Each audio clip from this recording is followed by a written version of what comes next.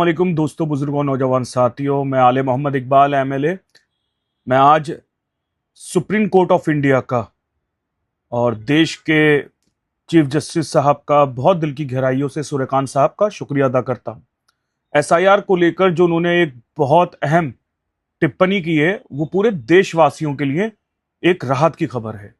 जिस तरीके से एसआईआर को लेकर और इलेक्शन कमीशन ने जिस तरीके से अफरा तफरी के अंदर एसआईआर को लेके आए, जहां लोग अभी तक बहुत कंफ्यूज हैं फॉर्म एसआईआर फॉर्म्स को भरने को लेकर, इवन बीएलओस तक कंफ्यूज हैं। लोगों के दिलों में, लोगों के पास बहुत सारे सवालात हैं। उन सवालात को लेकर कोई भी सही तरह जवाब देने को तैयार नहीं है। मगर एक सबसे बड़ा सवाल था कि खुदा ना खास्ता किसी का एसआईआर के अंदर अगर वो फॉर्म नहीं भर पाता और एसआईआर की लिस्ट में वो नहीं आता, तो क्या उसकी नागरिकता तो नहीं चली जाएगी। कोर्ट की सबसे अहम टिप्पणी जो दी गई है सीजीआई साहब ने, चीफ जस्टिस ऑफ इंडिया, उन्होंने साफ तौर पे कहा है, जो मुख्य न्यायाधीश हैं, कि यदि किसी व्यक्ति का नाम मतदाता सूची इलेक्टोरल रोल से हट जाता है, तो क्या इसको यह अर्थ नहीं है कि उसकी भारतीय नागरिकता समाप्त हो गई है। अदालत ने इस सवाल पर साफ तौर पे कहा है कि नागरिकता तय करना चुनाव आयोग का अधिकार नहीं है। इलेक्शन कमीशन ऑफ इंडिया को कहा है चुनाव आयोग केवल मतदाता सूची तैयार और संशोधित कर सकता है। जैसे इलेक्शन कमीशन को सिर्फ यह कहा है सुप्रीम कोर्ट ने कि आपका रोल, आपका किरदार सिर्फ यह है कि वोटर लिस्ट में किसका नाम आएगा, किसका नाम कटेगा, वो आप एग्जामिन करें, उसकी एक्सरसाइज आप करें कि भाई किसकी डेथ हो गई, कौन ट्रांसफर हो गया, कौन इधर से उधर चला गया, कौन है उस पते पे, कौन उस पते में। ये आपका अधिकार नहीं है कि उसकी नागरिकता कैसे खत्म कर सकते हैं। जो याचिकाओं में जो मांग की गई थी सुप्रीम कोर्ट के अंदर, बहुत गौर से समझिएगा।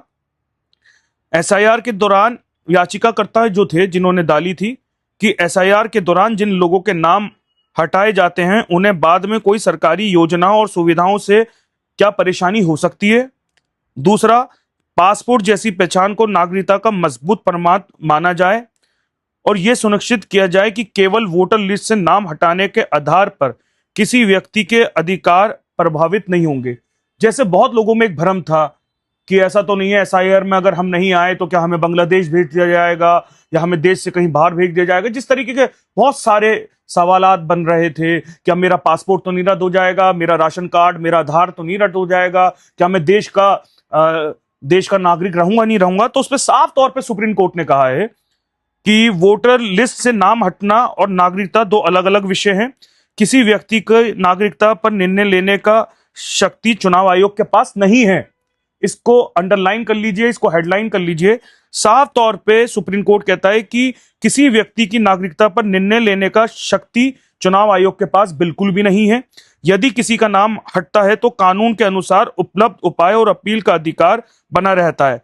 तो मतलब साफ तौर पे अदालत ने यह कह दिया है कि नागरिकता तय करना चुनाव आयोग का अधिकार बिल्कुल नहीं है। सुप्रीम कोर्ट ऑफ इंडिया का, सीजीआई साहब का, चीफ जस्टिस ऑफ इंडिया का दिल की गहराइयों से सभी देशवासियों की तरफ से धन्यवाद करते हैं। शुक्रगुजार हैं कि लोगों के भ्रम को कि इलेक्शन कमीशन किसी के नेशनलिटी पे, किसी के अधिकार पे, उसकी नागरिकता का कोई भी लेना देना अब इस एसआईआर से उसकी नागरिकता का लेना देना नहीं है। ये सुप्रीम कोर्ट ने साफ तौर पे कह दिया है। अदालत ने कहा है कि नागरिकता तय करना चुनाव आयोग का अधिकार बिल्कुल नहीं है। चुनाव आयोग केवल मतदाता सूची तैयार और संशोधित कर सकता है। बहुत बहुत शुक्रिया।